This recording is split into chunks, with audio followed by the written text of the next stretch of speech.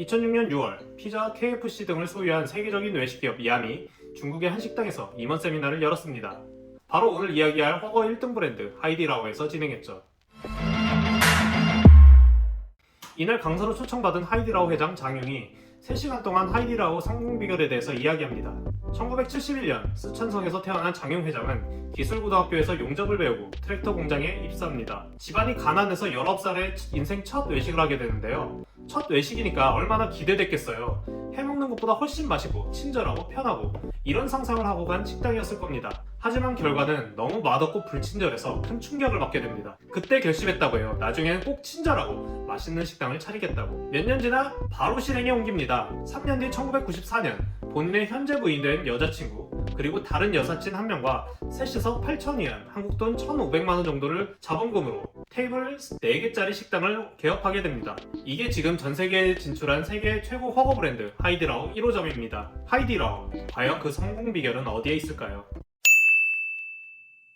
하버드 경영대학원 워렌 맥펄렌 교수가 하이디라오의 성공 스토리를 소개하면서 1호점을 열 때부터 서비스가 남달랐다고 얘기했습니다. 대기하러 들어가면 무료 안마, 네일 서비스, 구두 닦기, 팝콘과 주전부리 등을 먹을 수 있고 테이블에 앉으면 겉옷을 하나하나 직접 깨서 허거 냄새가 배지 않게 잘 봉지에 넣어줍니다. 또 곡물이 스마트폰에 튀니까 이렇게 스마트폰을 씌울 수 있는 비닐도 주고 안경 닦기도 주죠. 바로 이게 기본 세트입니다. 여자 손님들은 머리끈도 챙겨주고 직접 묶어주기까지 합니다. 특히 이 영상이 되게 화제가 됐는데요. 한번 같이 보시죠.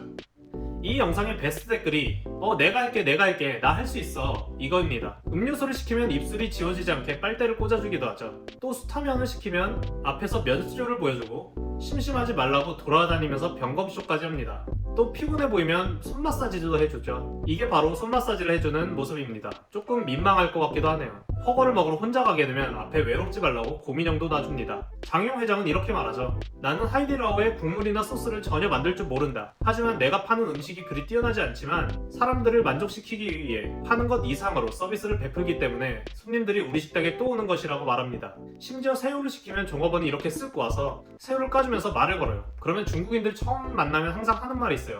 니 나리는 고향이 어디냐고 물어보는 거죠. 손님 고향이 파악되면 고향이 같은 종업원으로 교체해서 친근감을 더해줍니다. 같은 고향 사람 만나면 반가우니까 그런 거겠죠? 식당에 가서 음식이 잘못 나오거나 문제가 생겨서 직원을 부르면 항상 이렇게 답변하게 되죠. 저희 사장님께 한번 확인해 보겠습니다. 손님은 당장 화나고 불편한데 바로 사과하거나 해결하는 게 아니라 기다리게 합니다. 하지만 그럴 수밖에 없는 게 직원 입장에서도 직접 서비스를 주거나 음식을 제공했다가 사장님이 네 월급에서 깔 거야 이렇게 나오면 억울하잖아요. 장용 회장은 여기서 느낍니다. 서비스 권한을 직원한테 줘야겠다. 점장은 월 500만원까지 음식을 손님에게 무료로 제공할 수 있고 가장 직급이 낮은 직원도 테이블당 메뉴 1개, 필요할 경우 한 테이블 비용 전부를 모두 무료로 제공할 수 있도록 제도로 만든 거죠. 이뿐만 아니라 좋은 복지가 있어야 좋은 서비스가 나올 수 있다며 직원 복지도 업계 최고 수준으로 올렸습니다. 월급도 요식업계 평균보다 1.7배에서 2배 되는 업계 최고 수준이고 직원 전용 숙소도 제공하고 아이가 있는 직원에게는 보조금도 지급해주고요. 하이디라오는 베낄 수 없다라는 책을 쓴 중국 경영학자 황티에잉은 이렇게 말합니다. 직원을 직원으로 대한 게 아니라 사람으로 대접했기 때문에 성공했다. 열린 승진 제도도 직원들이 크게 만족하고 있죠. 초급 종업원으로 입사한 지 평균 6개월 만에 고급 종업원이 될 기회가 주어지고 급여가 3배 이상 오릅니다. 또 모든 고급 종업원은 점장이 될 기회가 주어지는데 보통 1년이 걸린다고 하네요. 점장이 되면 월급이 기존 급여에서 3배가 오르고 평균적으로 35,000위안 한국 돈으로 650만원 정도 받고 있습니다. 여기에 성과급은 별도로 지급된다고 하네요. 주방 보조를 하든 서빙을 하든 버스 운행을 하든 모든 직원이 점장이 될 수 있습니다.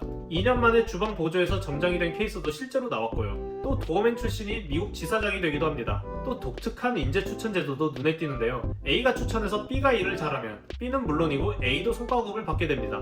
나중에 B가 C를 추천해서 C가 일을 잘해도 A, B 모두에게 성과급이 나오죠. 약간 다단계 같은 방식으로 생각하면 이해하기가 쉽습니다. 하지만 일을 잘 못하면 모두가 벌점을 맞는 시스템도 있습니다. 결국 추천한 사람도 신중하게 사람을 추천하고 소개받은 직원이 잘 적응하고 성과를 낼 수 있게 노하우도 전수해주고요. 직원끼리 서로 경쟁하는 것이 아니라 서로 도와 최고의 성과를 올리는 선순환 구조죠. 샤오미 창업자 레이진이 하이디라오의 성공 비결을 종업원의 진심 어린 웃음에 있다고 했습니다. 지금은 서비스들이 다들 좋아져서 하이디라오의 친절한 서비스를 많이 따라하고 있지만 하이디라오처럼 성공한 식당이 나오지 않는 이유 바로 여기에 있다고 본 것이죠. 직원들에게 최고의 복지와 재량권을 주고 겉으로만 웃는 게 아닌 마음으로 짓는 웃음은 다르다고 평가하고 있습니다.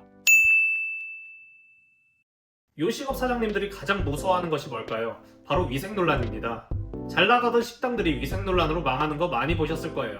위생 논란은 하이디라오도 피해갈 수 없었습니다. 중국의 한 방송사 기자가 4개월 동안 북경 하이디라오 두 곳을 잠입 취재했습니다. 취재 결과는 충격적이었습니다. 이렇게 쥐가 나와서 주방을 활보하기 시작하고 있습니다.